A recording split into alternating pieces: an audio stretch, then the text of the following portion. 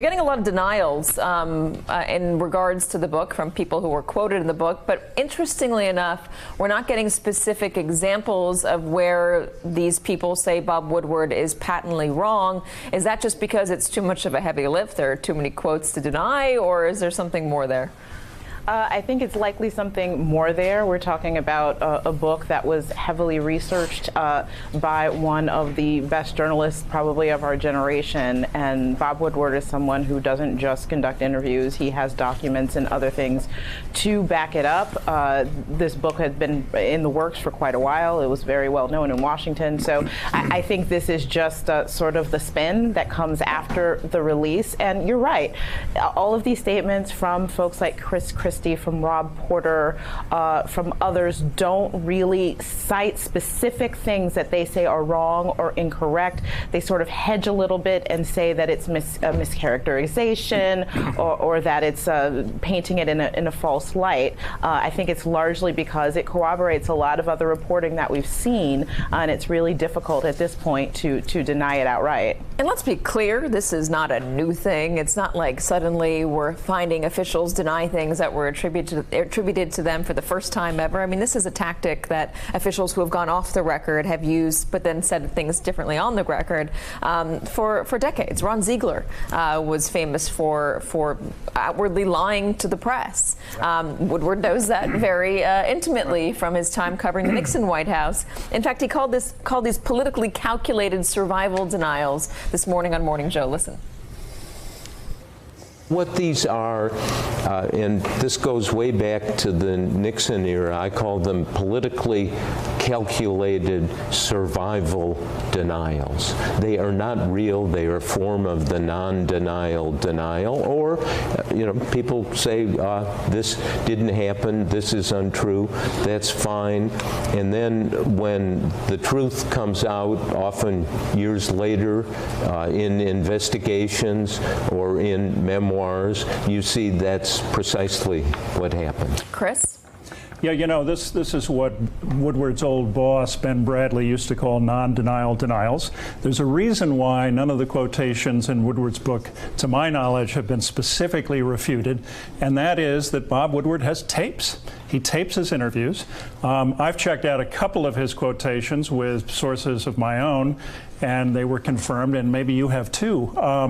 This is a consistent narrative now of the Trump White House.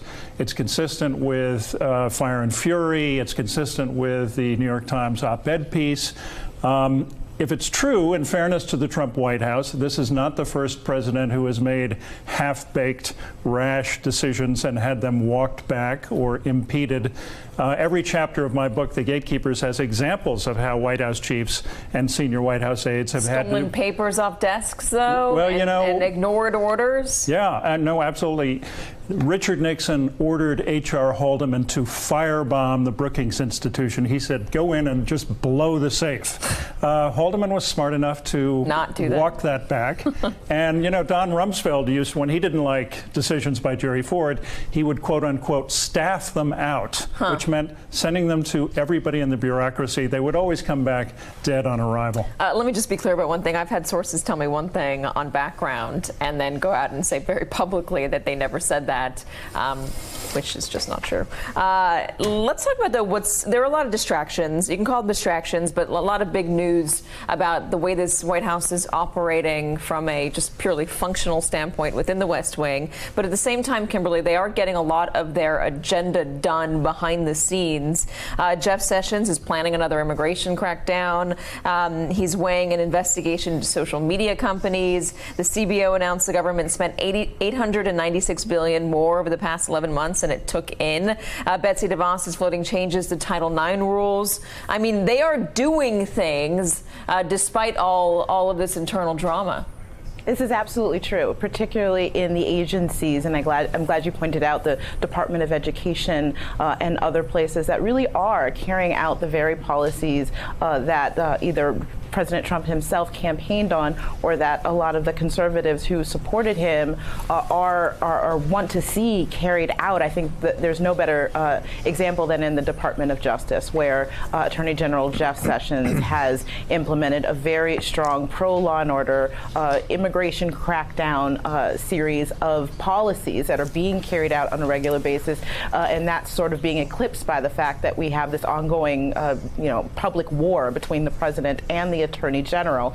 He's really doing things that is going to please President Trump's base, even as he's under attack by the president. One other thing I want to put out there, Eric Trump is getting a lot of heat for something he said on Fox and Friends, something that's being called anti-Semitic by some. And there are questions about where he would get this term, and you're going to hear it in a moment. And then we also found something from our good friend Shane Goldmacher from the campaign trail, November 2nd, 2016, I believe, Miami rally right before the election, where somebody in the crowd said something very similar to the press. Let's first play Eric Trump and then one of these Trump supporters. You can write a sensational nonsense book. CNN will definitely have you on there because they love to trash the president. It'll mean you sell 3 extra books, you make 3 extra shekels. Have you read the First Amendment? Yeah, have you? Have you? Lying press, liars! You're ashamed of your profession! You're ashamed, you're an embarrassment to your profession! You're an embarrassment to your own profession! You sell out for a few shekels! For a few shekels, you sell out! Shekels? Sell out! Sell out! So we have Eric Press saying for 3 extra shekels, sell out for a few shekels. Maybe I'm naive. I've never heard anyone use those terms except for in this context. Yeah, it's unfortunate, and I think that Eric Trump would be well advised just to keep his mouth shut at this point. Why would you say dollars? Why Woodward is an American journalist? Why would you say shekels? I don't know, but this White House is a genius for taking self-inflicted wounds and making them much, much worse. And this is all of a piece with Trump talking about wanting to investigate who Anonymous is on bogus national security grounds. It's like strapping everybody up to polygraphs. It's all really completely counterproductive. This is the narrative of the Trump White House, and if they want to change that narrative, the onus is on them to really do that and show that what Bob Woodward says is not true. But instead, they're just shooting the messenger, which is just counterproductive.